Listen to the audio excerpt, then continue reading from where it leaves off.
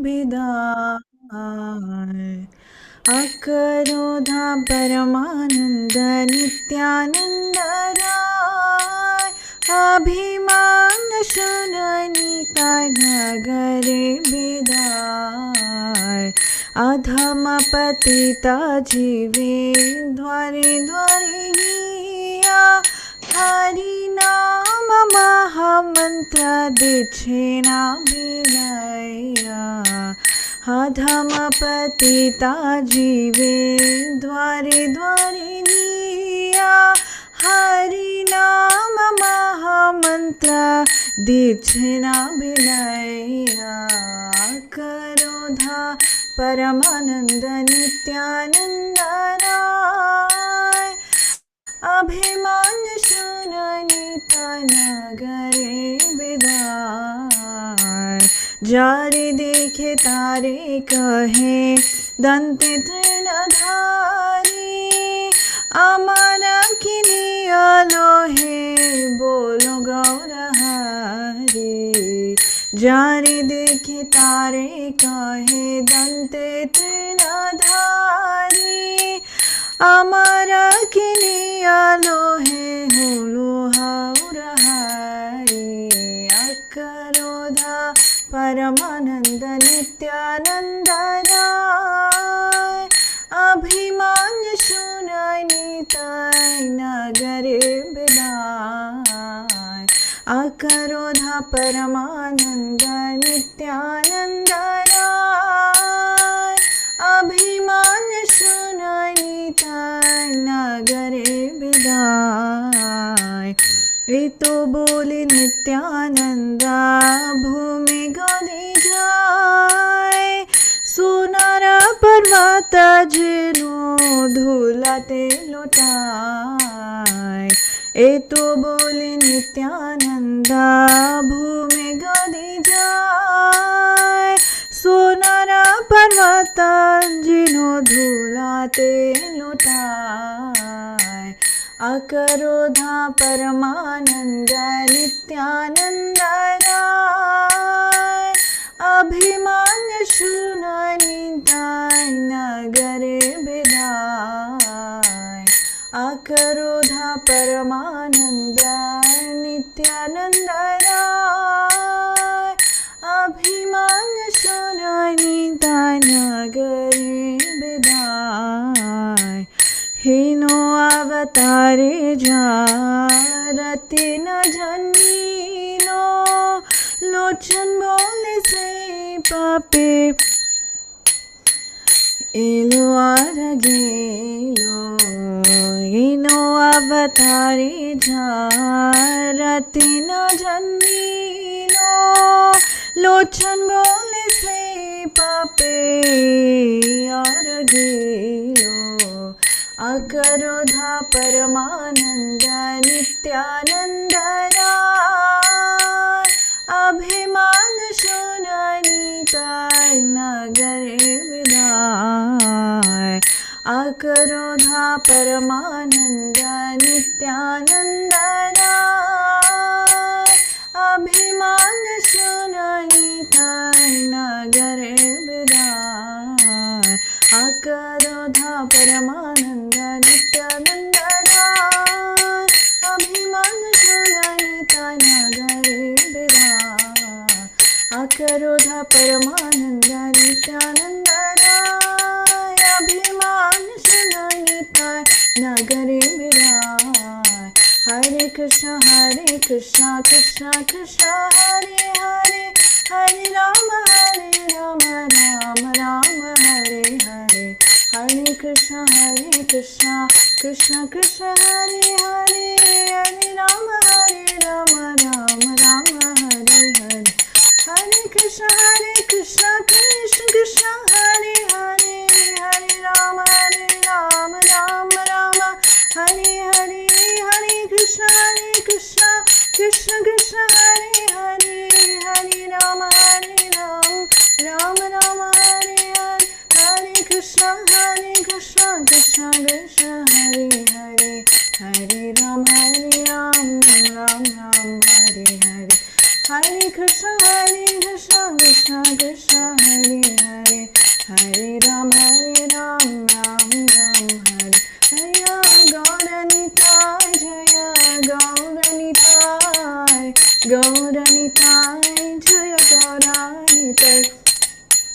निताय गौर हरि बोल हरि बोल हरि बोल निताय गौर हरि बोल निताय गौर हरि बोल हरि बोल हरि बोल निताय गौर हरि बोल। श्री श्री हरिनाम संकीर्तन की जय।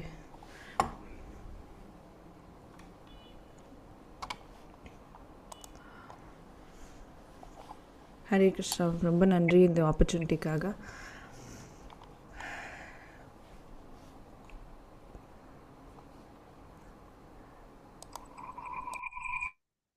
பஜனை நமக்கு வழங்கியிருக்காங்க ஹரிப்பிரியா மாதாஜி அவர்கள். சோ அக்கரோத பரமானந்த நித்யானந்த ராய் நித்தியமான அந்த ஆனந்த எல்லோருக்கும் வழங்குவதற்கு ஆதி குருவான பலராமராகிய நித்யானந்த பிரபுவால் மட்டுமே முடியும். சோ அந்த வகையில நம்ம எல்லாரும் இன்றைய அடுத்த பகுதியாக பாகவத கதாமிருதம் பகுதியில ஜம்பூ துவீபத்தில் அங்க உள்ள பக்தர்கள் பகவானை நோக்கி போற்றி பாடிய பிரார்த்தனைகளை பத்தி பார்த்துட்டு இருக்கோம். அந்த வரிசையில இன்றைக்கு பூமி தேவி அவங்க பகவான் வராகரை நோக்கி பிரார்த்தனை செய்த பிரார்த்தனைகளை நமக்கு வழங்குவதற்காக புவனா பத்மநாபன் மாதாஜி அவர்கள் நம்மளோடு இணைந்திருக்காங்க. புவனா பத்மநாபன் மாதாஜி நம்ம எல்லோருக்கும் தெரியும், ஒரு நல்ல ஒரு சேவாதாரி, ரொம்ப அமைதியா ஹம்பிளான மாதாஜி, நிறைய சேவா பண்ணிட்டு இருக்காங்க. ஸோ ஆனா அது ரொம்ப அவங்க இது பண்ணிக்கிறது இல்லை. பட் நிறைய சாஸ்திரத்திலையும் நம்ம டீப் அண்டர்ஸ்டாண்டிங் அண்ட் நாலேஜ் உள்ளவங்க. ஸோ அவங்க நம்மளோட இணைந்ததுல நம்ம எல்லோருக்கும் மிக்க பெருமை வாய்ந்த விஷயம், மகிழ்ச்சிக்குரியது. வணக்கம் மாதாஜி. ஹரே கிருஷ்ணா. ஹரே கிருஷ்ணா லலிதா மாதாஜி, மிக்க நன்றி. இத சொல்றதுக்கு எதுவுமே அடியன் தகுதி இல்லாத ஒருத்தங்க. ஹரே கிருஷ்ணா. மாதாஜி எக்கோ கேக்குதா? ஓகே, ஹரே கிருஷ்ணா. நன்றி மாதாஜி. ஸ்ரீமண்டலின் குழுவின் சார்பாக உங்கள் அனைவரையும் மீண்டும் வரவேற்கிறதுல ரொம்ப ரொம்ப சந்தோஷம். இந்த ஒரு அரிய தருணம் எனக்கு பக்தர்களுக்கு சேவை பண்றதுக்கு இந்த வாய்ப்பளித்த சித்தாச்சாரு மாதாஜிக்கும் மற்றும் லலிதா மாதாஜிக்கும் இங்கு கூடியிருக்கும் அனைத்து பக்தர்களுக்கும் அடியனோட சிரம் தாழ்ந்த வணக்கங்கள். ஹரே கிருஷ்ணா. அதுக்கு முன்னாடி துவக்க பிரார்த்தனைகள் பார்த்துடலாம். हे कृष्णा ओम अज्ञानतिमिरान्धस्य ज्ञानाञ्जनशलाकया चक्षुरुन्मिलितं येन तस्मै श्रीगुरवे नमः। मुखं करोति वाचालं पङ्गुं लङ्घयते गिरिं यत्कृपातमहं वन्दे श्रीगुरुं दीनधारिणं। हे कृष्णा करुणा सिन्धु दीनबन्धो जगत्पते गोपेश गोपिका कान्ता राधा कान्ता नमोस्तुते। तप्तकाञ्चन गौराङ्गी राधे वृन्दावनेश्वरी वृषभानुसुते देवी प्रणमामि हरिप्रिये। वाञ्छाकल्पतरुभ्यश्च कृपा सिन्धुभ्य एव च पतितानां पावनेभ्यो वैष्णवेभ्यो नमो नमः। जय श्री कृष्ण चैतन्य प्रभु नित्यानंद श्री अद्वैत गदाधर श्रीवासादि गौरभक्त वृंदा। हरे कृष्ण कृष्ण कृष्ण हरे हरे हरे राम राम राम हरे हरे। हरे कृष्ण அனைவருக்கும். இப்ப நம்ம பாத்தீங்கன்னா பல வாரங்களாக 5வது காண்டம் 18வது அத்தியாயத்துல இருந்து நிறைய பிரார்த்தனைகள் பார்த்துக்கிட்டு வரோம் இல்லைங்களா? அதுல என்னென்ன பண்ணியிருக்காங்க அப்படின்றது ஒரு சின்ன ரீகேப் செஷன் மாதிரி பார்த்துக்கலாம். சிவபெருமான் பகவான் சங்கர்ஷனர் மீது தனது பிரார்த்தனைகள் செஞ்சாரு அப்படின்றத பார்த்தோம். அடுத்ததா அரசன் பத்ராஸ்ரவ பகவான் அயஷீரா மேல பத்ராஸ்ரவ வருஷத்துல என்ன மாதிரி பிரார்த்தனைகள் வச்சாரு அப்படின்றதையும் நம்ம பார்த்தோம். பிரலாத் மகாராஜோட பிரார்த்தனைகள் பகவான் நரசிம்மர் மீது, ஹரிவர்ஷால என்ன நடந்ததுன்னு பார்த்தோம். லக்ஷ்மி தேவி பகவான் காமதேனுவை நோக்கி என்ன மாதிரி பிரார்த்தனைகள் வச்சாங்க அப்படின்னு கேத்துமால வருஷத்துல நம்ம பார்த்தோம். மனு மத்ஸ்ய அவதாரமான பகவான் ரம்யகா வருஷத்துல என்ன மாதிரியான ஒரு பிரார்த்தனைகள் செஞ்சாரு அப்படின்றதையும் நம்ம பார்த்து முடிச்சோம். அதே மாதிரி அரியமா பகவான் கூர்ம அவதாரத்து மேல என்ன மாதிரியான ஒரு பிரார்த்தனைகள், ஹிரண்மய வருஷத்துல அந்த வருஷத்துல எப்படி மாதிரி பிரார்த்தனைகள் பண்ணாங்க அப்படின்றதையும் நம்ம பார்த்தோம். இன்னைக்கு நம்ம என்ன பார்க்க போறோம் அப்படின்னா, பூமி தேவி தன்னுடைய பிரார்த்தனைகள் பகவான் வராகர் நோக்கி ஜம்பு தீபத்துல என்ன மாதிரியான ஒரு பிரார்த்தனைகள் வச்சாங்க அப்படின்றத இன்னியோட தலைப்பு. இது பாத்தீங்கன்னா இந்த 18 அத்தியாயத்தோட கடைசி பகுதி இதுதான். இதுக்கப்புறம் அத்தியாயம் 19 அதுல கிம் புருஷ வருஷம், அது போன வாரமே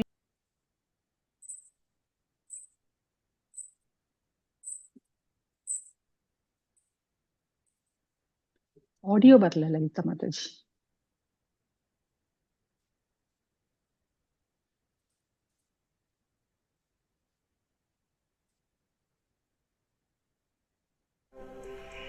Here we can see Jambudweep, the central island of Bhumandala, and Bharat Varsha is situated on the southern side of that. It's 8 other Varshas with Ilavrita Varsha in the center, various supporting mountains with large trees upon them, described in Srimad Bhagavatam. 7 பெரும் கடல்கள் அப்படின்னும் சொல்லப்படுது. அப்போ இந்த ஜம்பு தீபன் அரசன் யாருன்னு பார்க்கலாம். இப்ப பிரியம்பர்த்தன் பாத்தீங்கன்னா விஸ்வகர்மாவோட மகள் பிருகஸ்மதி அப்படின்றவங்களை கல்யாணம் பண்ணிக்கிட்டு அவங்களுக்கு 10 மகன்களும் 1 மகள்களும் ஒரே ஒரு மகள் இருந்தாங்க அப்படின்னு சொல்லப்படுது.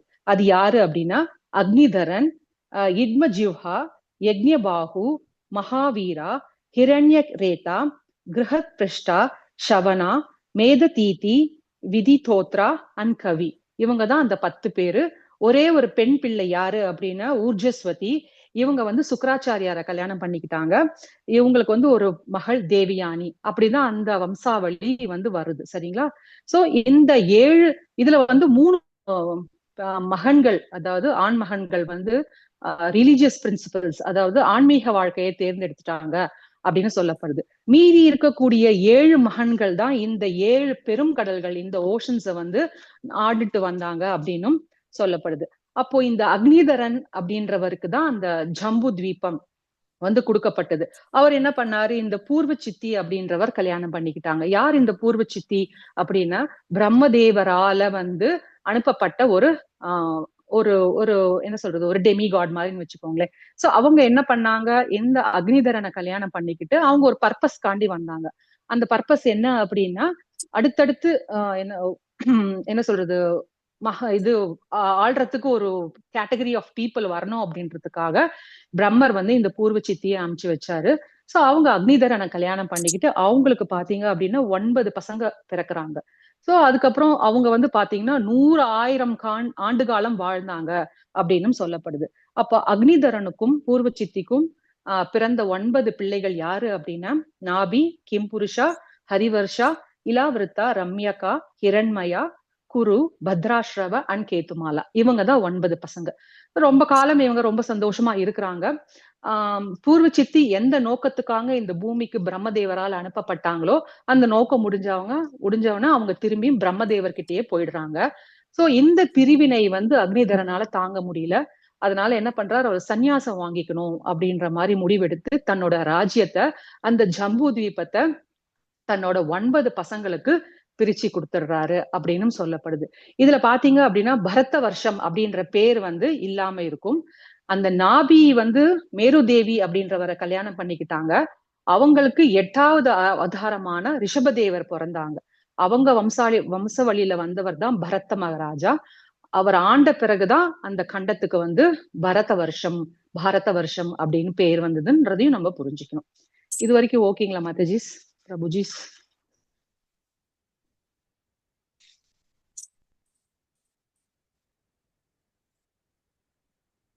சரி, இந்த தீவிற்கு எப்படி ஜம்பு தீபம்னு பேர் வந்தது அப்படின்றதையும் நம்ம தெரிஞ்சுக்கலாம்.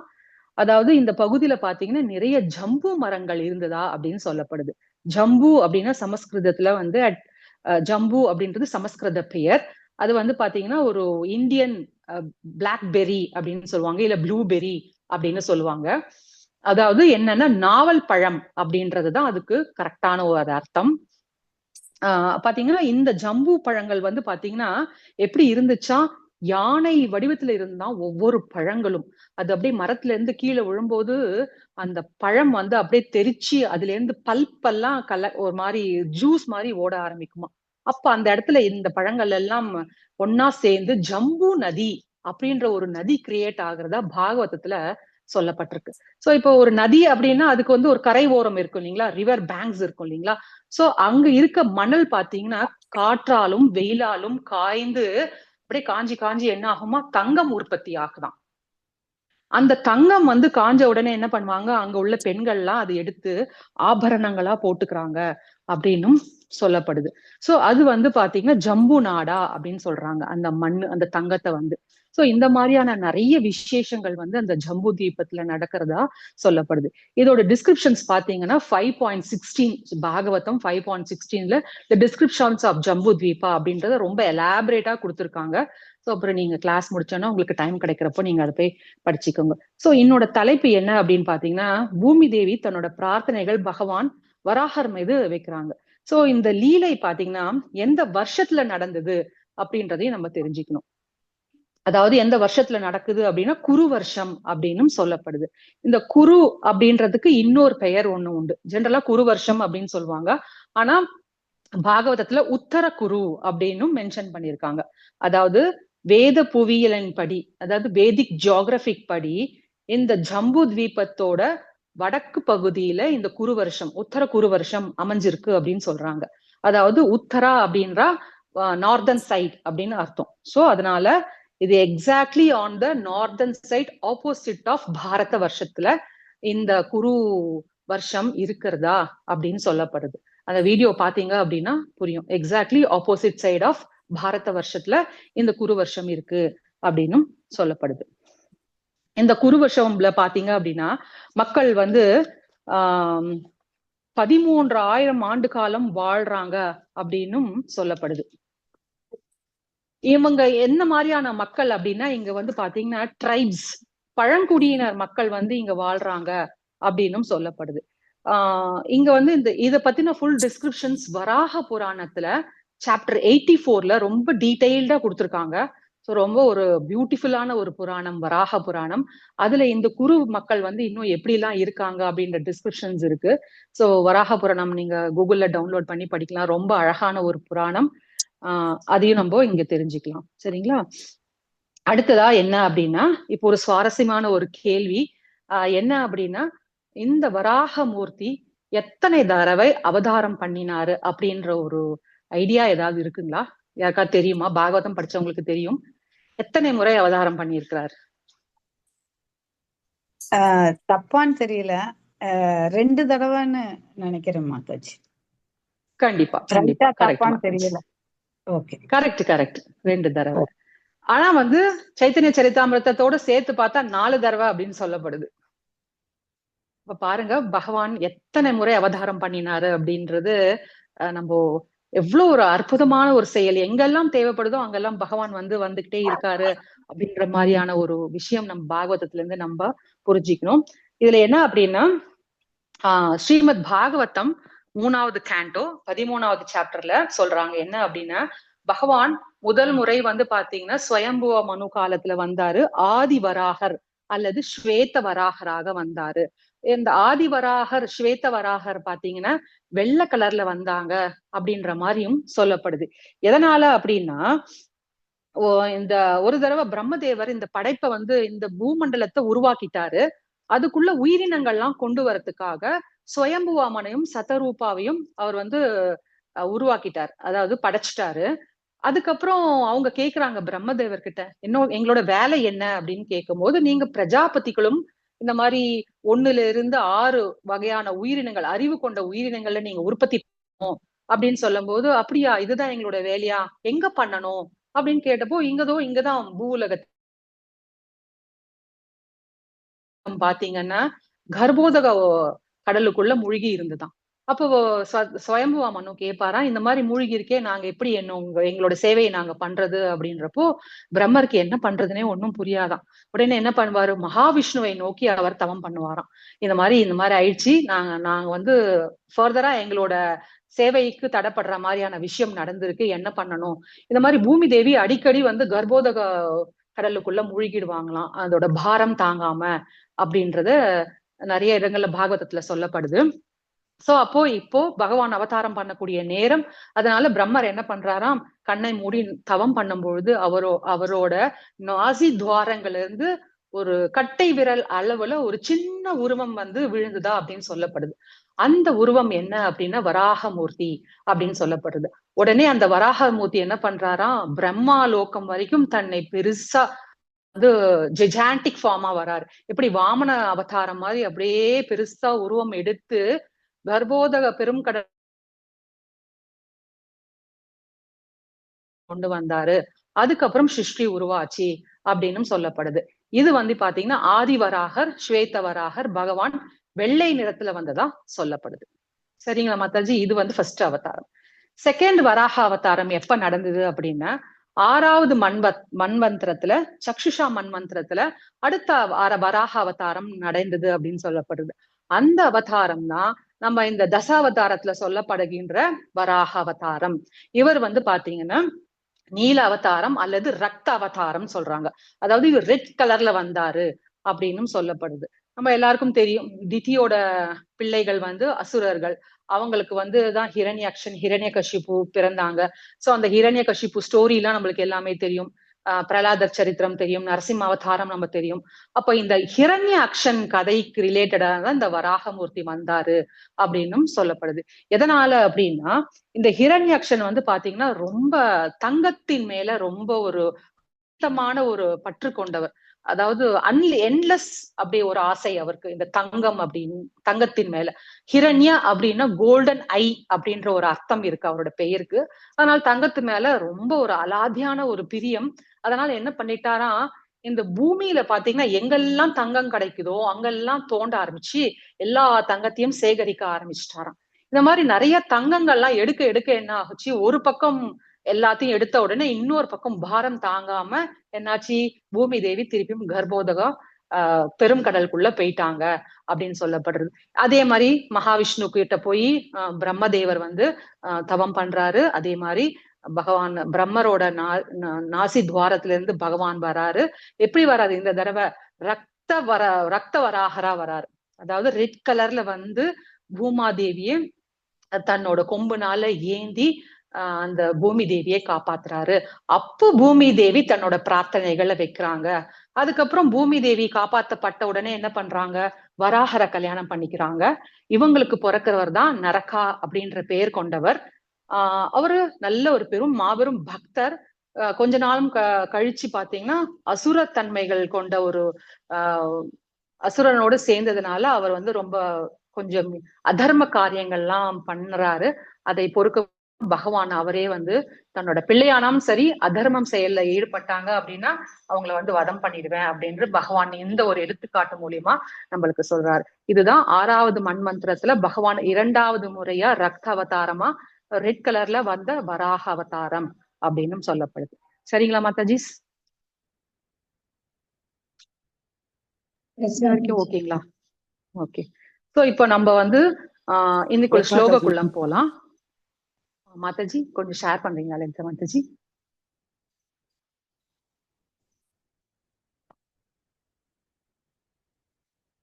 அது வரைக்கும் 34வது ஸ்லோகத்துல என்ன நடந்துச்சுன்னு பார்க்கலாம். இந்த பூமி தேவியோட பிரார்த்தனைகள் பாத்தீங்கன்னா 5, 18, 35 to 39. நம்ம இன்னைக்கு 35 and 36 இந்த 2 ஸ்லோகா மட்டும் பார்ப்போம். 37, 38, 39 நம்ம அடுத்த வாரம் பார்க்கலாம். சரிங்களா? சோ அப்ப 34 ஸ்லோகாத்துல என்ன சொல்லப்பட்டிருக்கு அப்படின்றத பார்க்கலாம். இதுதான் நம்ம பூமண்டலத்தோட ஒரு வரைபடம், பிக்சர். இது எப்படி இருக்கு, மேல 7, 14 உலகங்கள்ல நம்ம எங்க இருக்கோம், அது நடுவுல இருக்கிறது தான் மவுண்ட் மேரு. அதை சுத்திதான் எல்லா 7 பெரும் கடல்ல இருக்கு. அந்த ஜம்பு தீபம் அப்படின்றது நடுவுல இருக்கு. அதுல ஒரு பகுதி தான் பாரத வருஷம். அந்த பாரத வருஷத்துல நம்ம எல்லாரும் ஒன்னொன்னு ஒரு இடத்துல இருக்கோம். சரிங்களா? சோ இப்போ இந்த 34வது ஸ்லோகத்துல என்ன நடந்தது அப்படின்னு பார்த்துட்டு நம்ம அடுத்த ஸ்லோகத்துக்கு போலாம். சுகதேவர் சொல்றாரு, இந்த குரு வருஷத்துல வர மக்களும் பூமாதேவியும் என்ன பண்றாங்க அப்படின்னா பகவான் வராகரை உபனிஷ மந்திரங்களால மீண்டும் மீண்டும் ஜபிச்சு அந்த மந்திரங்கள் உச்சாடனம் பண்ணி பகவான் அவங்களோட பக்தி தொண்டை அவங்க ரொம்ப வளர்த்துக்கிறாங்க அப்படின்னும் சொல்லப்படுது. இப்படி பக்தி பண்ண பண்ண என்ன ஆகுது அப்படின்னா பகவானுக்கு தோல்வி என்பதே கிடையாது அப்படின்ற மாதிரி சுகதேவர் 34வது ஸ்லோகத்துல சொல்றாரு. சரிங்களா? இப்போ 35வது ஸ்லோகத்துல என்ன நடக்குது, அங்க இதுதான் பூமி மாதா தன்னோட பிரார்த்தனைகள் வைக்கிறாங்க. சரிங்களா? யாராவது படிக்கிறீங்களா மாதாஜி? ஸ்லோகம் படிங்க மாதாஜி. படிங்க மாதாஜி ஸ்லோகம். படிக்கிறேன். ஓம் நமோ பகவதே மந்திர தத்வலிங்காய யஜ்ஞகர்த்தவே மகாத்வராவய மகாபுருஷாய நமः கர்ம சுக்லாய யுகாய நமஸ்தே. ஹரே கிருஷ்ணா. நன்றி மொழிபெயர்ப்பு. மாதாஜி. போற்றுதற்குரிய பகவானே, மகா புருஷரான உமக்கு எமது மரியாதைக்குரிய வந்தனங்கள் உரித்தாகுக. மந்திரங்களை ஓதுவதின் மூலமே உம்மை முற்றிலும் அறிந்து கொள்ளக்கூடியவர்கள் ஆகும். நீரே யஞம் ஆவீர், நீரே கரதும் சங்கும் ஆவீர். அதனால் அனைத்து வேள்விகளின் சடங்குகளும் உமது உன்னத உடலின் பாகங்கள் ஆகும்.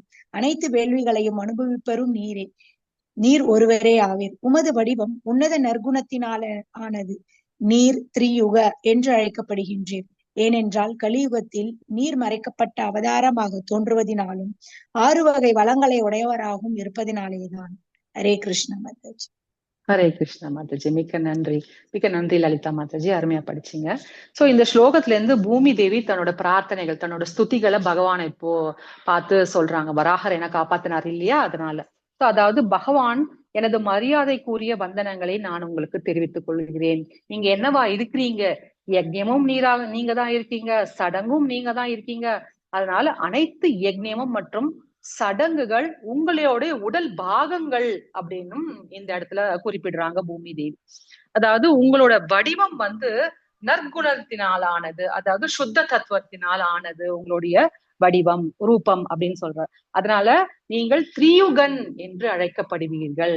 நீங்க உங்களை திரியுகன் எப்படி நாங்க எல்லாம் சொல்லி உங்களை உங்களை போற்றி துதிக்கிறோம் அப்படின்னு சொல்லப்படுற. அது என்ன திரியுகன்? சத்துர்யுகன் தானே வரணும். பகவான் 4 யுகங்கள்ல தானே வராரு.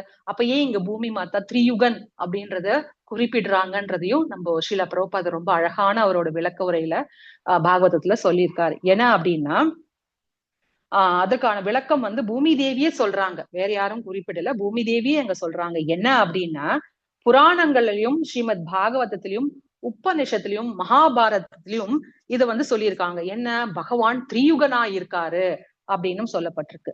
சைத்தன்ய மகாபிரபுவோட காலத்துல என்ன சொல்றாங்க அப்படின்னா, அதாவது கலியுகத்துல பாத்தீங்கன்னா சைத்தன்ய மகாபிரபு பாத்தீங்கன்னா லீலா அவதாரமாக தோன்றுவது இல்லை. அதாவது அவர் பகவானின் பக்தனாக தோன்றுகிறார். இந்த 3 யுகத்திலும் பாத்தீங்கன்னா பகவான் ஏதாவது ஒரு ரூபத்துல வரார். ஆனா கலியுகத்துல மட்டும் பகவான் என்ன பண்றாரு, பக்தனா நம்மளுக்கு இந்த ஹரிநாம சங்கீர்த்தனத்தை பத்தி சொல்றார். சோ அதனால நீங்க திரியுகன் அப்படின்னு உங்களை நான் கூப்பிடுறேன் அப்படின்னு சொல்லப்படுது. அதாவது சைத்தன்ய சரிதாமிருத்தம் மத்திய லீலம் சாப்டர் 699ல சர்வபௌம பட்டாச்சாரியாக்கு சொல்றாங்க, தி லிபரேஷன் ஆஃப் சர்வபௌம பட்டாச்சாரியா. அந்த சைத்தன்ய சரிதாமிருத்தத்திலும் இந்த திரியுகனை பத்தி குறிப்பிட்டிருக்காங்க. என்ன அப்படின்னா, கலியுகே லீலாவதார நாகரே பகவான் அதையேவ திரியுக கரி கஹி தார நாம. அதாவது சைத்தன்ய மகாபிரபு பாத்தீங்கன்னா மறைக்கப்பட்ட அவதாரமாக, சென்ன அவதாரமாக தோன்றுகிறார் என்பது பூமி தேவி சொல்றாங்க. ஆனா இந்த பிரார்த்தனைகள் பாத்தீங்கன்னா சத்தியயுகத்துல நடந்தது. ஆனா பூமி தேவி பாத்தீங்கன்னா பின்னாடி நடக்கக்கூடிய கலியுகத்துல பகவான் எப்படி தோன்ற போறாரு அப்படின்றத வராகரை பார்த்து சொல்றாங்க. நீங்க கலியுகத்துல எப்படி வர போறீங்க, சைத்தன்ய மகாபிரபுவாக அவதாரம் எடுக்க போறீங்க. அதனால நாங்க எல்லாம், அதாவது பூமி தேவியும் மற்ற அங்க உள்ள குரு மக்களும் உங்களை நாங்கள் திரியுகன் அப்படின்னு சொல்லி நாங்க உங்களை கூப்பிடுறோம். உங்களை அந்த வார்த்தைகளால நாங்க உங்களை பாடி துதிக்கிறோம், வணங்குறோம் அப்படின்ற மாதிரி தன்னோட பிரார்த்தனைகளை இங்க சொல்றாங்க. அப்போ இங்க பகவானை பற்றின ஒரு வர்ணனை கொடுக்கப்பட்டிருக்கு. என்ன அப்படின்னா, சைத்தன்ய சரிதாமிருத்தம் சாப்டர் 20ல 296 to 298ல சனாதன கோஸ்வாமி என்ன சொல்றாரு அப்படின்னா, பகவான் பாத்தீங்கன்னா அவரோட லீலா அவதாரம் கணக்கிட முடியாது அப்படின்னு நிறைய எக்கச்சக்கமான லீலா அவதாரம் இருக்கு இல்லைங்களா.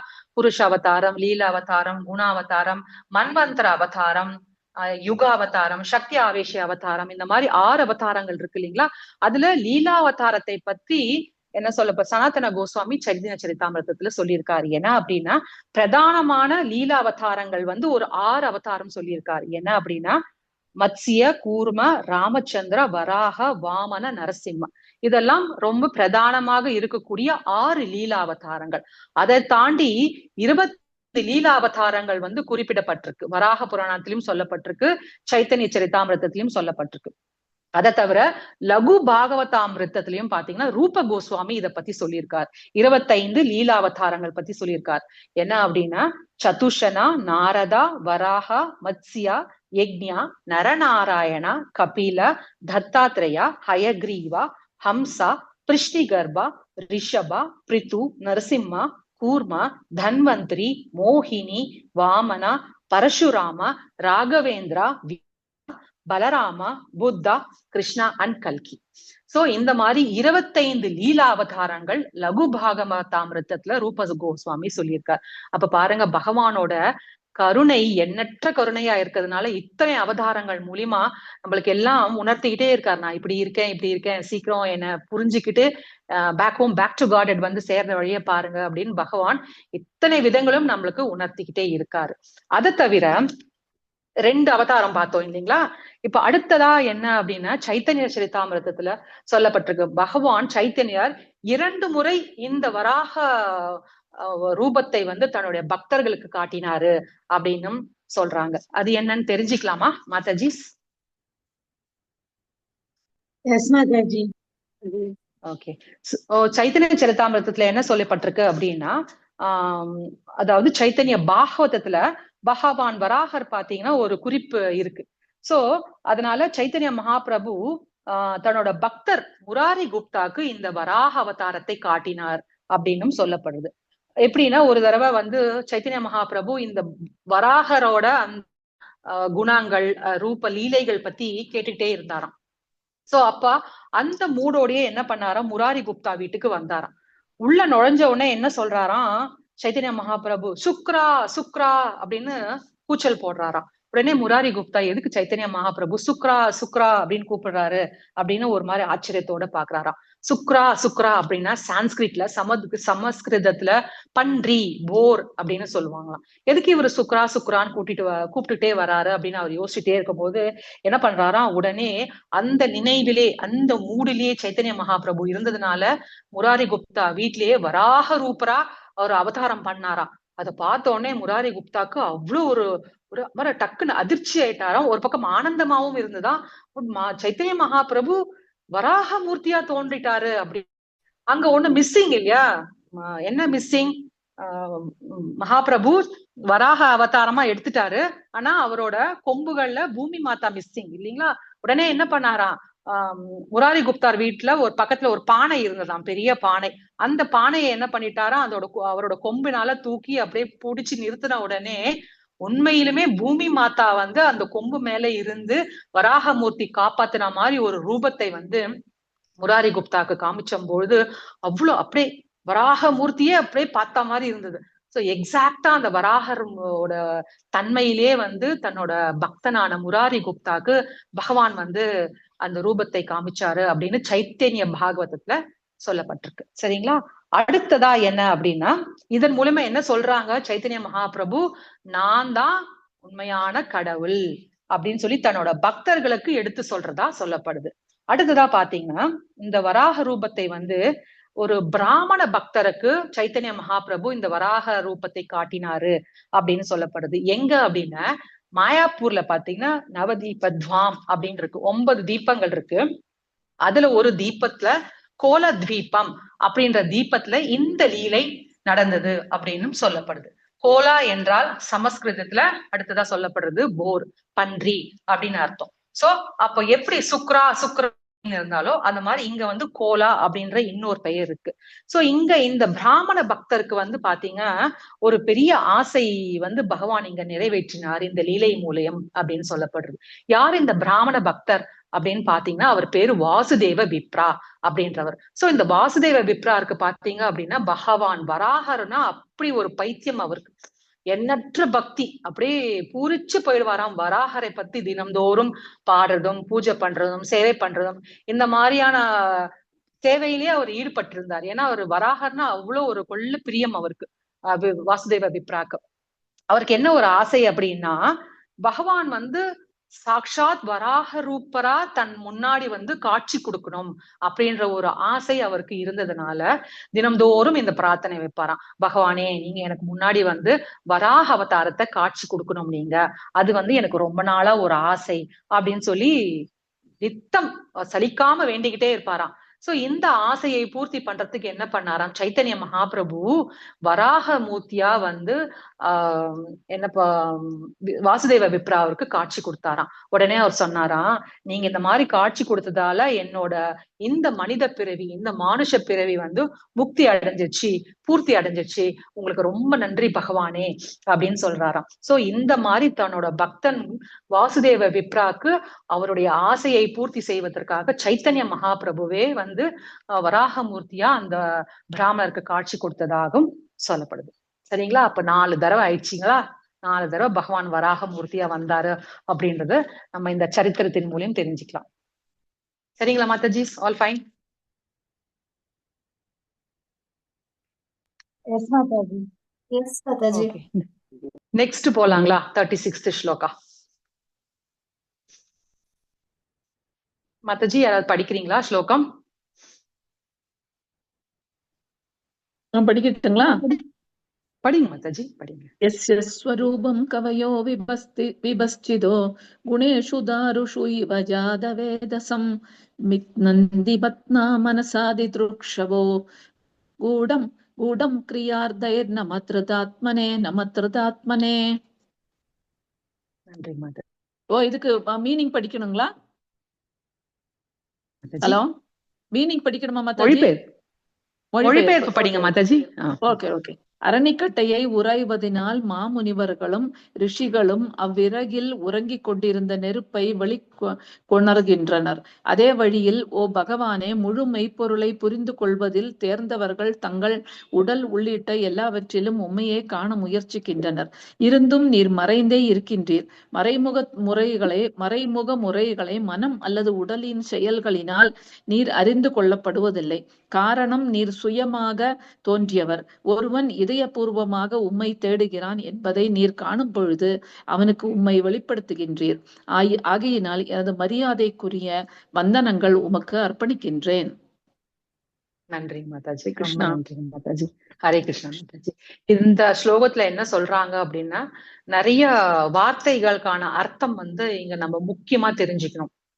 ஆரணிக்கட்டை, கிரியார்த்தை, விபஷ்சிதோ, ஜாத்தவேத, இதெல்லாம் ரொம்ப ரொம்ப முக்கியமான வார்த்தைகள். அதனால இந்த கிளாஸ் வந்து 2 வாரம் போகக்கூடிய ஒரு சூழ்நிலை ஏற்பட்டு போச்சு. சோ அதனால ரொம்ப நிறைய விளக்க உரைகள் இதுல இருக்கு. அதுதான் பாகவதோட ஒரு ஸ்பெஷல் என்ன அப்படின்னா, நம்ம ரொம்ப ஆழ்ந்து பார்த்தோம், இன்னும் நம்மளுக்கு இதோட உட்கருத்துக்கள்லாம் நம்மளுக்கு ரொம்ப புரியும் அப்படின்றதுனால அடியேன் வந்து இன்னைக்கு இந்த ஸ்லோகத்தோட முடிச்சுக்கிறேன். மீதி 3 ஸ்லோகத்தும் நம்ம அடுத்த வாரம் என்னன்றது பார்ப்போம். சோ இப்ப இந்த 36வது ஸ்லோகத்துல என்ன சொல்லப்பட்டிருக்கு அப்படின்னா, பகவான் எங்க இருக்கிறாரு அப்படின்னும் இங்க சொல்லப்படுது. சோ அவரை எப்படி நாம உணர்ந்து கொள்ள முடியும் அப்படின்ற ஒரு கேள்வியும் இருக்கு. சோ இந்த 2 குறிப்புகள் பத்தி தான் நம்ம இந்த ஸ்லோகத்துல நம்ம என்னன்றதை நம்ம பார்க்க போறோம். சரிங்களா? அப்ப ஸ்ரீல பிரபுபாதர் தன்னோட விளக்க உரையில சொல்றாரு என்ன அப்படின்னா, பகவான் எல்லா ஜீவராசிகளுக்குள்ளயும் என்ன இப்படி இதயங்களை பரமாத்மாக வீற்றிருக்கிறார் அப்படின்றத சொல்றாரு. சோ அதை தவிர என்ன சொல்றாங்க, ஸ்வேதாவதார உபனிஷத்துல என்ன சொல்றாங்க, அப்புறம் மற்றும் தைத்திரேய உபனிஷத்துல 2.1.1 அந்த ஸ்லோகத்துல என்ன சொல்லியிருக்காங்க அப்படின்னா, பிரம்ம விதாப்னோதி பரம் ததேஷ புக்தியா சத்தியம் ஞானம் அனந்தம் பிரம்மயோ வேத நிகிதம் குஹாயாம் பரமே வியோமனசோ அஷ்ணுதே சர்வான் காமன் சஹ பிராமண விபஷ்சிதேதி அப்படின்ற வார்த்தை விபஷ்சிதேதி அப்படின்ற முதல் லைன்ல இருக்கு பாருங்க. எஸ்ய ஸ்வரூபம் கவயோ விபஷ்சிதோ அப்படின்னு இருக்கு. சோ இதே வார்த்தை வந்து பாத்தீங்கன்னா தைத்திரேய உபனிஷத்துலயும் சொல்லப்பட்டிருக்கு அப்படின்றதுனால அது வந்து ரிலேட் பண்ணி இங்க பாத்துக்கணும். என்ன சொல்றாங்க, விபஷ்சிதேதி அப்படின்னா என்ன அப்படின்னா, learned scholars nose about the supreme, பகவானை பத்திய முழுமையா அறிஞ்சவங்க, பண்டிதர்கள் அப்படின்னு சொல்லப்படுதுங்களா, அதுக்குதான் விபஷ்சிதேதி அப்படின்ற அந்த வார்த்தைக்கான அர்த்தம். சோ அப்ப பகவான் பரமாத்மாவா இருக்கிறார், அதை தவிர அவர் வைகுண்டத்திலையும் இருக்கிறார், கோலோகத்திலும் இருக்கிறார் அப்படின்றதையும் எல்லா புராணங்கள், பாகவதம், பகவத்கீதை எல்லாத்துலயும் சொல்லப்பட்டிருக்கு இல்லைங்களா? சோ அப்போ பிரம்ம சமீதையிலும் இதுக்கான குறிப்பு இருக்கு. என்ன 5.37ல கோலோக ஏவ நிவசக்தியர் அகிலாத்ம பூதோ கோவிந்தம் ஆதி புருஷம் தமகம் பஜாமி. அதாவது இதயத்திலயும் இருக்காரு, வைகுண்டத்திலயும் இருக்காரு, கோலோகத்திலயும் இருக்காரு அப்படின்ற மாதிரியான ஒரு கனெக்ஷன் நம்ம இங்க பாத்துக்கணும். சரிங்களா? அப்போ எல்லாவற்றிலும் இருக்கிறார், தனது திருநாட்டிலும் இருக்கிறார். அப்போ என்ன எப்படி புரிஞ்சுக்கணும், வேற எப்படி கனெக்ட் பண்ணிக்கலாம் அப்படின்னு பார்த்தபோது முந்தைய பதத்திலையும் இந்த பதத்தையும் இணைச்சு ஸ்ரீல பிரபுபாதர் இதுக்கான பொருள் உரையில நிறைய விஷயங்கள் சொல்லியிருக்காரு. அது என்ன அப்படின்னா, முந்தைய பதத்துல பாத்தீங்கன்னா பூமாதேவி பகவானோட அந்த ரூபம் டிரான்சென்டென்டல் நேச்சர் அப்படின்னு பத்தி பேசுறார். அதாவது பகவானுடைய அவதாரம் பௌதீகமானது அல்ல, நற்குணத்திலான ஆனது அப்படின்றத நம்ம போன பதத்துல பார்த்தோம் இல்லைங்களா? அத உபனிஷத் மந்திரங்கள் மூலியமும் சொல்றாங்க. என்ன உபனிஷதங்கள் மூலியமாவும் பகவான் எப்படி இருக்கிறாரு, அவரோட ரூபம் எப்படி இருக்கு அப்படின்ற யஜ்ஞமாவும் இருக்கிறாரு, சடங்காவும் இருக்கிறாரு, அதெல்லாம் அவருடைய உடல் பாகங்கள் இருந்து வருது அப்படின்ற அவங்க அந்த உபனிஷத் மந்திரம் மூலியமா பகவானை போற்றி பாடிக்கிட்டே இருக்காங்க, துதிச்சுக்கிட்டே இருக்காங்க அப்படின்றதை நம்ம பாக்குறோம் இல்லைங்களா? அப்ப ஏன் இதை சொல்றாங்க அப்படின்னா, பகவானுடைய அவதாரம் பௌதிகமானது அல்ல அப்படின்றது ஸ்பெசிபிக்கா இந்த வராக அவதாரத்துல சொல்லப்படுது. எதனால அப்படின்னு பாத்தீங்கன்னா, இங்க அவர் எப்படி இருக்கிறார், வராகர் அப்படின்றது என்ன ஒரு ரூபம், காட்டுப்பன்றி, வைல்டு போர் அப்படின்னு சொல்லுவாங்க இல்லையா, அந்த காட்டுப்பன்றியோட ரூபத்துலதான் அவர் வராரு. அந்த காட்டு பன்னினாவே ஜென்ரலா என்ன அர்த்தம், அது ஒரு அசுத்தமான ஒரு இடங்கள்ல இருக்கக்கூடிய ஒரு ஜீவராசி இல்லைங்களா? அதனால அது ஒரு அருவெருப்பானதும் அசுத்தமான ஒரு ஜீவராசி இல்லைங்களா? அதனால என்ன அப்படின்னு நினைச்சிடக் கூடாதுன்றதுக்காண்டி பூமி தேவி உங்களுடைய இந்த ரூபம், இந்த வராக ரூபம் ரொம்ப தெய்வீகமானது, நற்குணத்திலால் ஆனது அப்படின்னு திருப்பியும் சொல்றாங்க. ஏன்னா அவருடைய தெய்வீகமானது மட்டும் அல்லாமல் தேவர்களும் அவங்க வணங்குறாங்க. எதனால அப்படின்னா, யஜ்ஞமும் நீயே, சடங்கும் நீயே, அந்த சடங்குக்கான பொருட்களும் உங்களுடைய உடல் பாகங்கள்ல இருந்துதான் வருது அப்படின்ற மாதிரி பூமி தேவி இங்க சொல்றாங்க. ஏன் அப்படின்னா, பகவானை பத்தி நம்ம தவறா இங்க புரிஞ்சிக்க கூடாது, பண்ணிதானே அப்படின்ற மாதிரியான ஒரு சலிப்புத்தன்மை, ஒரு அப்படின்ற ஒரு அருவெறுப்பு தன்மை நம்ம கிட்ட இருக்கக்கூடாது. எந்த ரூபத்துல இருந்தாலும் அவர் பகவான் தான், பௌதீகமானவர் அல்ல, நற்குணத்தினால் ஆனவர், தெய்வீகமானவர், இந்த ரூபம் தெய்வீகத்தன்மை உடையது அப்படின்னு நம்ம புரிஞ்சுக்கணும். பூமி தேவி எங்களுக்கு இங்க இந்த பிரார்த்தனை மூலியமா நம்மளுக்கு சொல்றாங்க. சரி, வேற என்னெல்லாம் சொல்றாங்க அப்படின்னு பாத்தீங்கன்னா, முந்தைய பதத்தோட தொடர்ச்சி 35th ஸ்லோகாவோட தொடர்ச்சியா வேற என்ன சொல்றாங்க அப்படின்னா, பகவானை நம்ம எப்படி அணுகுவது, வராகமூர்த்தியை நம்ம எப்படி அப்ரோச் பண்றது, ஏன்னா அவர் ரூபம் ஒரு மாதிரி இருக்கு இல்லைங்களா, அதை இன்னும் நம்ம எப்படி பகவானை அணுகணும், அந்த எளிய முறையில நம்மளுக்கு ஒரு சில நிறைய விஷயங்கள் பூமி தேவி நம்மளுக்கு இங்க சொல்றாங்க. என்ன அப்படின்னா, அபிதயா, பகவானை நம்ம எப்படி சம்பந்த அபிதயான் பிரயோஜனா இருக்கு இல்லைங்களா, அபிதயா எப்படி கனெக்ட் பண்ணிக்கிறது பகவானை நம்மள அப்படின்னு, இன்னும் அந்த அந்த ரியலைசேஷன் ப்ராசஸிங் நம்மளுக்கு எப்படி வேணும் அப்படின்னு பூமி தேவி இங்க சொல்றாங்க. மந்திர தத்துவ லிங்காய, மந்திரங்களாலும் வேதிக் ஸ்கிரிப்சர்ஸ், வேத சாஸ்திரங்களாலும் பகவானை நாம் உணர முடியும் அப்படின்னு இங்க சொல்றாங்க. அதை தவிர பிரம்ம சூத்திரத்துல என்ன சொல்றாங்க, லாஸ்ட் சூத்ரால என்ன சொல்றாங்கன்னா, அனவிருத்தி சப்தார்த் அப்படின்னு சொல்றாங்க. அது என்ன அனவிருத்தி சப்தார்த் அப்படின்னா, ஒருவன் முக்தி அடைய முடியும். எப்படி ஒருவன் முக்தி அடைய முடியும், இந்த டிரான்சென்டென்டல் சவுண்ட் வைப்ரேஷன் மூலியமா, ஆன்மீக ஒலிகள் மூலியமா நம்ம முக்தி அடைய முடியும் அப்படின்னும் சொல்லப்படுது. அப்போ வேத சாஸ்திரங்களில் இருந்தும் இது சொல்லப்படுது.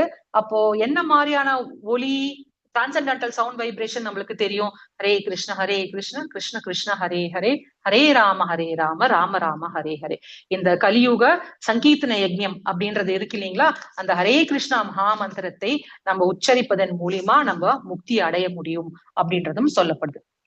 சோ இப்போ அவர் முக்தி அடைஞ்சு அவர் என்ன ஆன்மீக உலகத்துக்கும் செல்ல முடியும் அப்படின்னு சொல்லப்படுது. அப்ப இந்த sound vibration, transcendental sound vibration மூலியமாகவும் பகவானை நாம் உணர முடியும் அப்படின்னு பூமி தேவி இங்க இந்த பதத்துல நம்மளுக்கு தெளிவா நம்மளுக்கு சொல்றாங்க.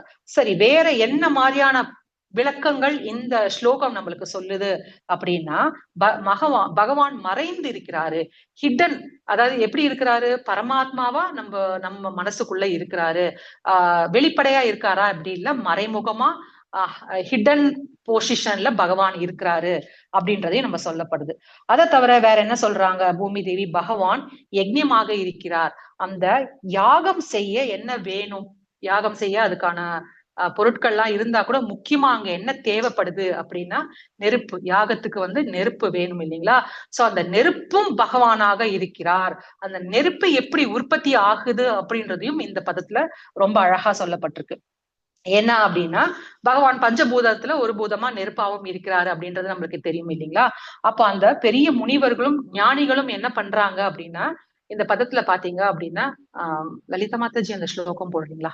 அரணிக்கட்டை அப்படின்னு ஒரு மொழிபெயர்ப்புல மாதாஜி எடுத்தோன்னு முதல் வார்த்தையை வாசிச்சாங்க இல்லைங்களா?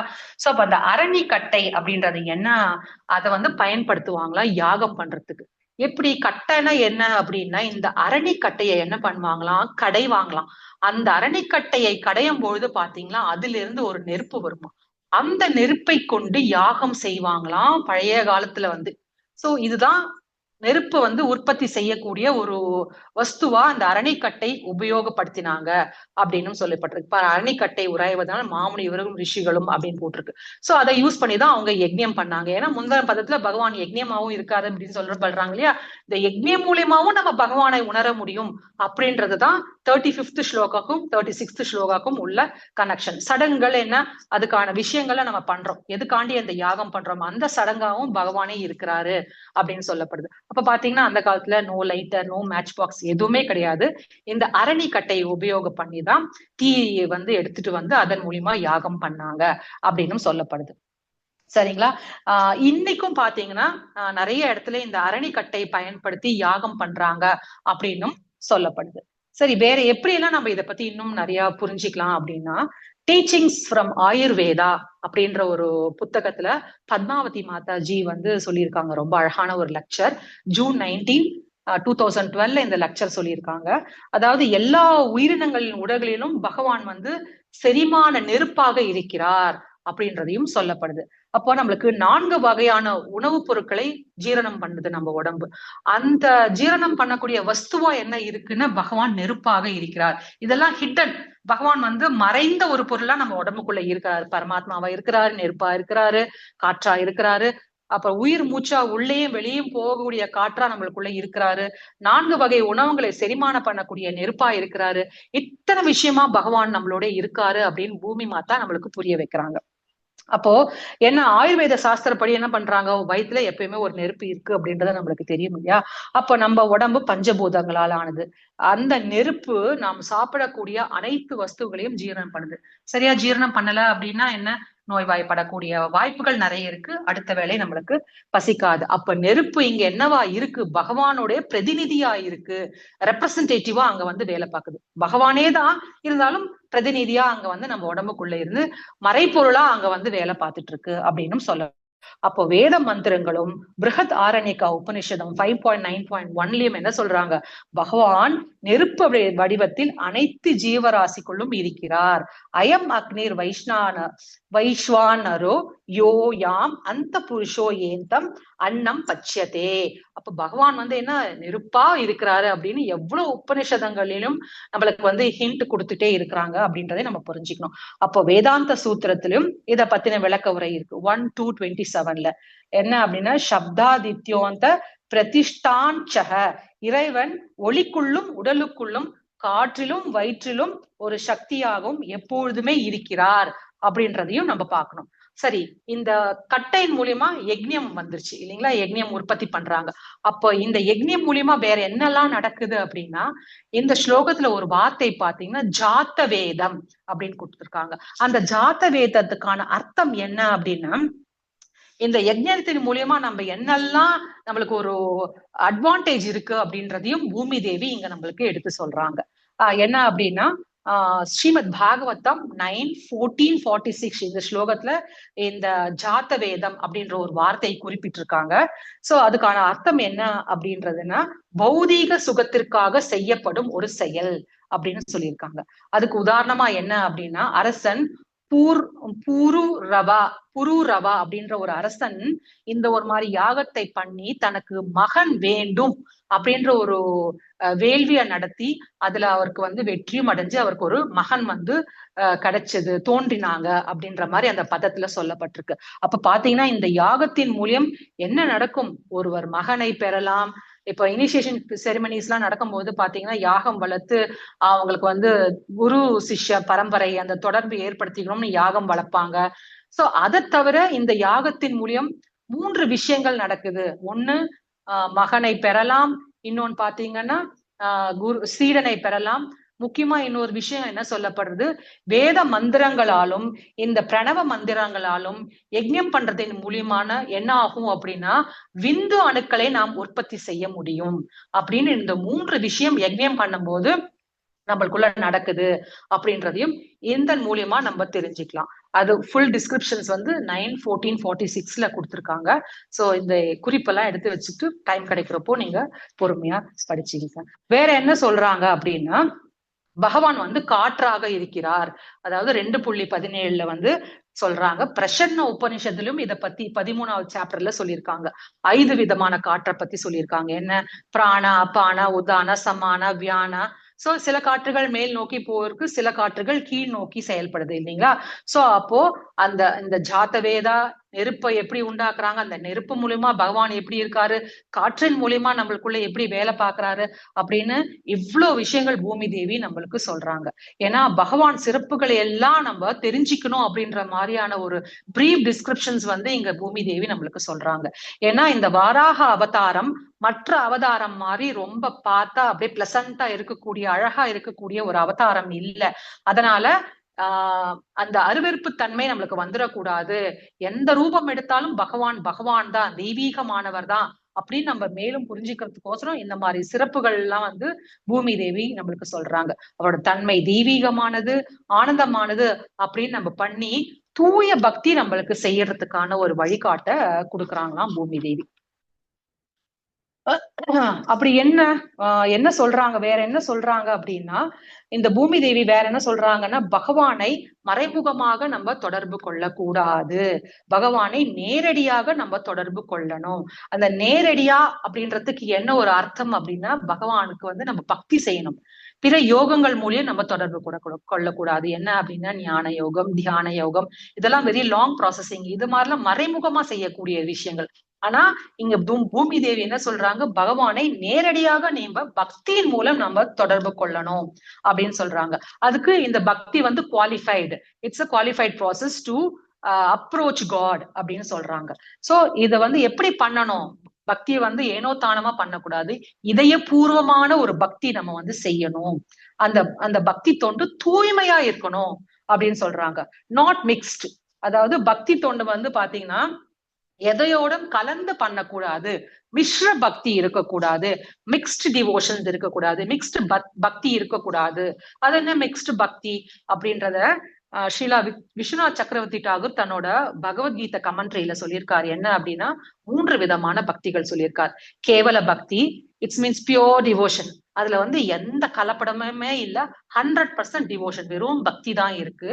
அடுத்தது பிரதான பூத பக்தி, 50% ஆஃப் த பக்தி தான் இருக்கு. அதாவது மோர் தென் 50%. என்ன அப்படின்னா அடுத்து 50% என்ன இருக்கு, அதுல யோகா பத்தி இருக்கலாம், ஞானத்தை பத்தி இருக்கலாம், கர்மத்தை பத்தி இருக்கலாம். அடுத்து 50% அப்படி இருக்கு. சோ குணிபூத்த பக்தி அப்படின்னு லெஸ் தென் 50%. அப்ப பக்தி கம்மியா இருக்கு.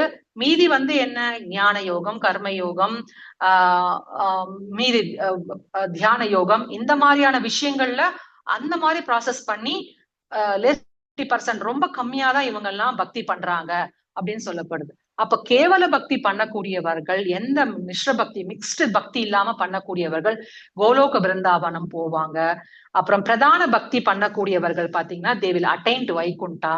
லெஸ் தென் 50% குணிபூத்த பக்தி பண்ணக்கூடியவர்கள் வந்து பாத்தீங்கன்னா they will attain பிரம்ம ஜோதி அப்படின்றத வந்து ஸ்ரீலா விஸ்வநாத் சக்கரவர்த்தி டாகூர் தன்னோட கமெண்ட்ரியில சொல்லியிருக்காங்க. அப்போ பகவானை நம்ம இதயபூர்வமா தேடணும்.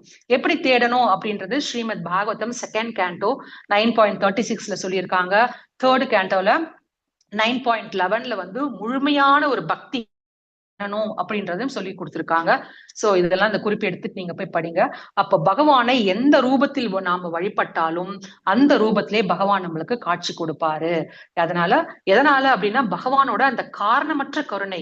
இப்படி எல்லாம் பண்ணா நம்ம பக்தன் வந்து ரொம்ப ஆனந்தமா இருப்பான், திருப்தி அடைவான் அப்படின்றதுனால பகவானோட அந்த காரணமற்ற கருணையினால நாம் எந்த ரூபத்துல பகவானை வழிபடுறோமோ அந்த ரூபத்திலேயே நம்மளுக்கு வந்து பகவான் காட்சி கொடுப்பாரு அப்படின்னு சொல்லப்பட்டிருக்கு.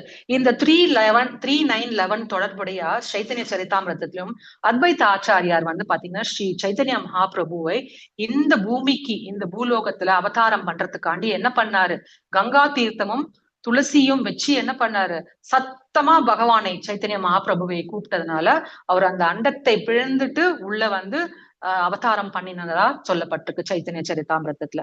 சோ அப்புறம் இந்த வார்த்தை கிரியார்த்தை அப்படின்ற வார்த்தை வந்து பாத்தீங்கன்னா பலநோக்கு செயல்களுக்காக தேவர்களை வழிபடுவது அப்படின்ற மாதிரி சொல்லிட்டு இருக்கு. இங்க பகவானை வந்து மறைமுகமா வழிபடக்கூடாது, பூமி தேவி சொல்லிட்டாங்க, நேரடியா பக்தியின் மூலியம் வழிபடணும் அப்படின்னு சொல்லப்பட்டிருக்கு. சோ அடுத்ததா இங்க ஸ்ரீலா விஸ்வநாத் சக்கரவர்த்தி டாகூர் என்ன சொல்றாரு அப்படின்னா 2 கடைதல் பத்தி சொல்றார். முதல் கடைதல் என்ன அப்படின்னா இந்த ஆரணி கட்டை கடையும் போது நெருப்பு உண்டாச்சு அப்படின்னு சொல்லப்படுறது. அடுத்த விஷயமா 2வது கடைதல் பத்தி சொல்றாரு, சேர்னிங் அப்படின்னு. என்னது சொல்றாரு அவரு, அது இதயத்தை சொல்றாரு. இதயத்தை தாண்டி இருக்கக்கூடிய அந்த மனசை வந்து நம்ம கடையணும் அப்படின்ற மாதிரி பூமி தேவி சொல்றாங்க. இந்த மனசை கடைஞ்சி பகவானுடைய ரூபம், குணம் இவற்றை நாம் உணர வேண்டும் அப்படின்னு சொல்றாங்க. அப்ப அந்த மாதிரி மனசை கடைஞ்சி பகவானை உணரும் பொழுது என்ன ஆகும், பகவான் வந்து நேரடியாக நம்மளுக்கு காட்சி கொடுப்பாரு அப்படின்னு சொல்லப்படுறது.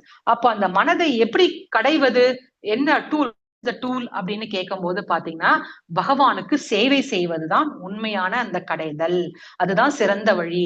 எப்படி இப்ப பிசினஸ் பீப்புள் எல்லாம் பாத்தீங்க அப்படின்னா மணி மைண்டடாவே எப்படி அந்த பணத்தை வந்து இன்னும் நிறைய ஆக்கணும் அப்படின்ற ஒரு மைண்ட் திங்கிங்ல இருப்பாங்க. அந்த மாதிரி நம்மளும் இன்னும் எப்படி பகவானுக்கு சேவை பண்ணி இன்னும் நான் எப்படி பகவானை பத்தி புரிஞ்சுக்கிறது அப்படின்ற ஒரு தாட் ப்ராசஸ்ல நம்ம இருக்கணும் அப்படின்னு பூமி தேவி இங்க சொல்றாங்க. சோ பகவானை பத்தி நம்ம எப்போதும் சிந்தித்து கொண்டே இருக்கணும், ஸ்மரணம் பண்ணிக்கிட்டே இருக்கணும். இப்படி செய்ய நம்ம என்ன ஆகும், நம்மள கொஞ்சம் கொஞ்சமா தயார்படுத்திக்கிட்டே இருப்போம். அப்ப கொஞ்சம் கொஞ்சமா மனசை சரி பண்ணும் போது என்ன ஆகும், நம்மளோட புத்தி தெளிவான ஒரு நிலைக்கு போகும். அந்த வேலைப்பாடு அங்க நடக்கும். அப்போ அது ரொம்ப அவசியம். ஏன்னா மனசு சரியா வேலை பார்க்கல அப்படின்னா புத்தி சரியா வேலை பார்க்காது. சோ அந்த பகவானுடைய ரத்தத்தை அப்படித்தானே நம்ம எக்ஸாம்பிளா வச்சு சொல்லுவோம் இல்லைங்களா. சோ அப்ப யமுனாச்சாரியார் என்ன சொல்றாங்க, அந்த மனசின் மூலியமா நம்ம எவ்வளவுதான் பக்தி பண்ணினாலும் சில சமயம் அந்த எண்ணம் வந்து ரொம்ப தவறுதலான ஒரு எண்ணங்கள்லாம் நம்ம கிட்ட வரும். அந்த எண்ணங்கள் மேல நம்ம காரி துப்பணும் அப்படின்னு சொல்லி யமுனாச்சாரியார் சொல்றார். சோ அப்போ நம்ம எண்ணங்களை சரியா வச்சுக்கணும். அந்த எண்ணங்களை நம்ம சரியா வைக்கணும் அப்படின்னா நம்மளோட உணர்வுகளை, நம்ம கான்சியஸ்னஸ நம்ம சரியா வச்சுக்கணும். அந்த கான்சியஸ நம்ம சரியா வச்சுக்கணும் அப்படின்னா அது கிருஷ்ண உணர்வுல இருந்தா மட்டும்தான் அதை வந்து செயல்படுத்த முடியும் அப்படின்னு பூமி தேவி இப்ப நம்ம சொல்றாங்க.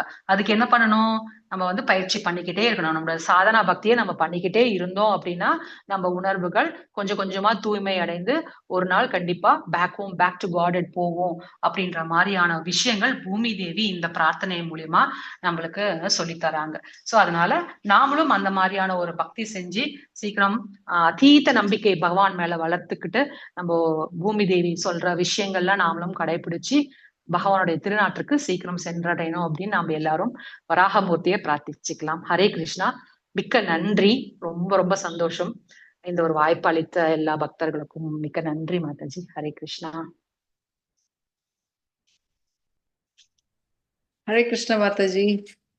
ரொம்ப ரொம்ப நன்றி. ரொம்ப அருமையான வகுப்பு மாதாஜி. நிறைய விளக்கங்கள், உபனிஷத்தும் சைத்தன்ய பாகவதம், அப்புறம் வராகமூர்த்தியினுடைய மற்ற பல்வேறு தோற்றங்கள் பத்தின விளக்கமான கதைகளோட ஒவ்வொரு வார்த்தைக்கும் தகுந்த மாதிரியான விளக்கத்தோடு ரொம்ப அருமையா வகுப்பு 1 hour போனதே தெரியல. கேட்டுக்கிட்டே இருக்கணும் போல இருந்துச்சு. அந்த அளவுக்கு ரொம்ப ரொம்ப நான் என்ஜாய் பண்ணேன் கிளாஸை. ஸோ மாதாஜி நம்மளோட இருக்காங்க. எதுவும் டவுட்டு இல்லை எதுவும் ஷேர் பண்ணணும்னா தயவு செஞ்சு நீங்க பேசலாம் பக்தர்கள். ஹரே கிருஷ்ணா. எதுவும் அடிஷ்னல் பாயிண்ட்ஸ் உங்களுடைய எதுவும் தெரியப்படுத்தணும்னா கைண்ட்லி. ஹரே கிருஷ்ணா மாதாஜி. இந்த அரணிக்கட்டைக்கு தானே நீங்க சொன்னீங்க, அந்த ஒண்ணு வந்து மனதை வந்து நம்ம கடையணும், இன்னொரு அப்படியா இல்ல வேற? அது என்ன? அது இல்ல அந்த மாதாஜி, இதுக்குதான், அது இல்ல. அதுக்கு இல்ல. ஆ, ஓகே ஓகே ஓகே ஓகே ஆ. ஓகே அந்த விஸ்வநாத் சக்கரவர்த்தி டாகூர் 2 கடைதல் பத்தி சொல்றாரு. ஒரு கடைதல் வந்து ஆரணிக்கட்டை கடையும் போது நெருப்பு வருது. அப்ப ஆமா. ரெண்டாவதா என்ன கடையணும் அப்படின்னா நம்ம மனச கடையணும் அப்படின்றத அந்த அப்படி கனெக்ட் பண்ணி சொல்றாரு. ஓகே. நாட் அந்த 2 கட்டைக்கு இல்ல. It's not. இல்ல இல்ல இல்ல. கடையிறதுக்கு தான் மனசு. ஓகே, நான் தப்பா அண்டர்ஸ்டாண்ட் ஆமா. பண்ணேன். Thank you thank you thank you thank you. So, ஏதாவது தவறுதலா சொல்லியிருந்தா மன்னிச்சுக்கோங்க. ஏதோ அடியனுக்கு ஒரு சிறு புரிதல், அது உங்களோட இன்னைக்கு ஷேர் பண்ணிக்கிட்டேன். ரொம்ப நன்றி மாதாஜி. ஹோப் போர் அடிக்கல அப்படின்றது நினைக்கிறேன். ரொம்ப thank you so much. Hare Krishna Mataji, pranams. Mataji, அந்த 3 வித பக்தி சொன்னீங்களா மாதாஜி, அது என்னென்னு ஒரு ட்ரிப் சொல்லு மாதாஜி. சொல்றேன். கேவலா பக்தி. கேவலா பக்தி அப்படின்றது பியோர் டிவோஷன், எந்த கலப்படமும் கிடையாது. அடுத்தது வந்து பாத்தீங்கன்னா பிரதான பூத்த பக்தி, மோர் தென் 50% பக்தி இருக்கும். அடுத்த 50% பாத்தீங்க அப்படின்னா நம்ம தியான யோகம், கர்ம யோகம், அப்புறம் வந்து பாத்தீங்கன்னா என்ன சொல்றது, வேற விதமான யோகங்கள்லாம் இருக்குல்ல, அந்த யோகத்துல ஈடுபடுவோம். ஆனா பக்தி வந்து பாத்தீங்கன்னா கொஞ்சம் ஜாஸ்தியா இருக்கும். அதுதான் பிரதான பக்தி, பிரதான பூத்த பக்தி. அடுத்தது குணிபூத்த பக்தி. பக்தி ரொம்ப கம்மியா இருக்கும், ஆனா இதர பல விஷயங்கள், ஞான யோகம், கர்ம யோகம், தியான யோகம், இதெல்லாம் நிறைய பண்ணுவோம், ஆனா பக்தி கம்மியா இருக்கும். அதனால என்ன சொல்றாங்க பூமி தேவி, மிஸ்ர பக்தி, மிக்ஸ் பண்ணாதீங்க, தூய பக்தி தொண்டு செய்யுங்க அப்படின்னு சொல்றாங்க. அதே மாதிரி குந்தி ஸ்துதிலையும் இதை பத்தி சொல்லியிருக்காங்க. 1.8.21 கிருஷ்ணாய வாசுதேவாய தேவிகி நந்தனாயச்ச. இந்த ஸ்லோகம் ரொம்ப அருமையான ஸ்லோகம். அதுல வந்து என்ன அப்படின்னா தூய பக்தர்களோட நிலை அப்படின்றத ரொம்ப அழகா விவரிச்சிருக்காங்க குந்தி தேவி. சோ அந்த மாதிரியான ஒரு தூய பக்தி வந்து நம்ம பண்ணணும், எந்த விதமான கலப்படம் இல்லாம பண்ணணும். அப்ப கேவல பக்தி, எந்த ஒரு கலப்படம் இல்லாத பக்தி பண்ணோம் அப்படின்னா நம்ம கோலோக விருந்தாவனம் போவோம். இந்த பிரதான பக்தி, பக்தி வந்து 50%க்கு மேல இருக்கும், ஆனா மத்த பௌதீக சார்ந்த விஷயங்கள்லாம் இருந்தது அப்படின்னா we will attain வைகுண்டா. குணிபூத்த பக்தி, பக்தி கம்மியா இருந்து பௌதீகமான விஷயங்கள்லாம் பண்ணினோம் அப்படின்னா we will attain பிரம்ம ஜோதி அப்படின்றத விஸ்வநாத் சக்கரவர்த்தி டாகூர் தன்னோட பகவத்கீதை கமெண்ட்ரியில சொல்லியிருக்காரு மாதாஜி. ஓகேங்களா? Thank you Mataji, thank you very much. Hare Krishna, Hare Krishna Mataji. Hare Krishna Mataji. Hare Krishna Mataji. Mataji, இந்த வராக புராணம் தானே மாதாஜி இவ்வளவு நேரம் நம்ம பேசிட்டு இருந்தது? வராக அவதாரம் அல்ல வராக புராணத்துல இருக்கிறது தானே மாதாஜி? வராக புராணத்திலயும் இதை பத்தின டிஸ்கிரிப்ஷன்ஸ் சொல்லியிருக்காங்க மாதாஜி. ஆல்மோஸ்ட் அதுல பாத்தீங்க அப்படின்னா 136 சாப்டர்ஸ் இருக்கு, நிறைய எக்ஸ்பிளனேஷன் இருக்கு. பட் 84th சாப்டர்ல குறிப்பா இந்த ரக்த வராகர், ஸ்வேத வராகரை பத்தி அந்தரையும் புராணங்கள் குறிப்பிட்டிருக்கு அப்படின்னு சொல்லப்படுது மாதாஜி.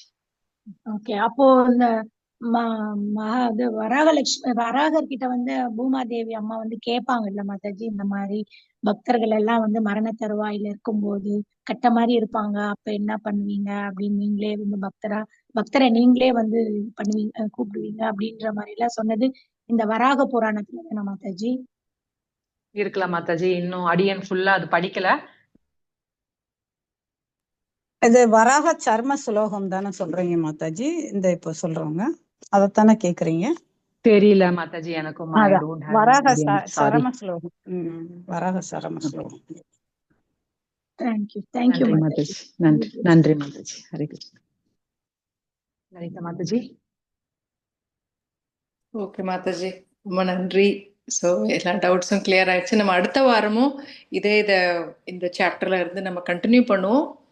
அதையும் சேர்த்து அப்புறம் வந்து கௌர பூர்ணிமாவை முன்னிட்டு கௌரங்க மகாபிரபு, நித்யானந்தர் பத்தி நிறைய கதைகள் எல்லாம் அடுத்த வாரங்கள்ல இருந்து, நமக்கு இன்னும் 4 வாரங்கள் சிறப்பு நிகழ்ச்சியும் இருக்கிறது என்பதை எல்லோருக்கும் அன்போடு தெரிவித்துக் கொள்கிறோம்.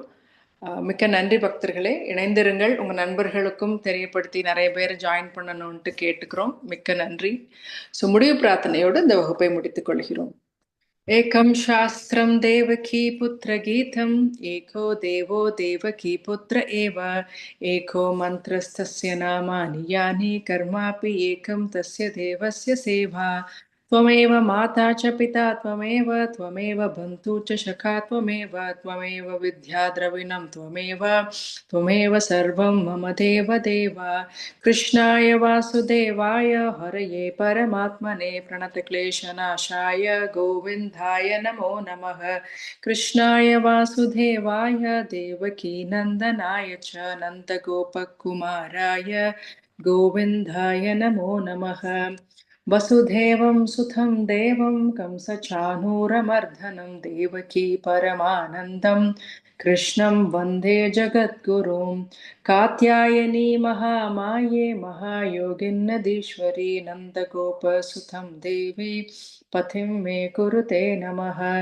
श्रीकृष्ण शरणं मम दासोऽहं कृष्ण तवास्मि। श्रीकृष्ण शरणं मम दासोऽहं कृष्ण तवास्मि। श्रीकृष्ण शरणं मम दासोऽहं कृष्ण तवास्मि। हरे कृष्णा कृष्ण कृष्ण हरे हरे, हरे राम राम राम हरे हरे. ஹரே கிருஷ்ணா. அன்பாத பக்தர்களே, கோனா மாதாஜி மிக்க மிக்க நன்றி. சும்மா அடுத்த வாரம் தொடர்ச்சியாக பார்க்கலாம். அனைவருடைய அனுமதியோடு இந்த வகுப்பை முடித்துக் கொள்கிறோம். மிக்க நன்றி. Hare Krishna. Hare Krishna Mataji. Thank you Mataji. Hare Krishna. Thank you, Mataji. Hare Krishna. Thank you, Mataji. Krishna. Hare Krishna. Hare Krishna. Thank you, Mataji.